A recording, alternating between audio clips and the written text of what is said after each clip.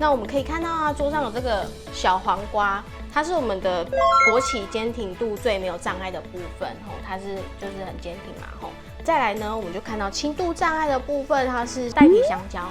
带皮香蕉其实虽然它看起来形状是正常的不过它的软硬度可以摸一下，就是它软硬度是有点受影响的，有点软软的。对，就行房过程中有可能会就是软掉这样子。那再来呢，中度障碍的部分就可以看到喽，它是就更软的没有皮的香蕉那没有皮的香蕉，它就是中途就软掉了嘛，那影响到我们的刑房。那再来呢，最严重的程度就是我们的板豆腐。板豆腐的部分，大家可以看到它非常的松软，对不对？可以轻易的用手插进去，对。好痛。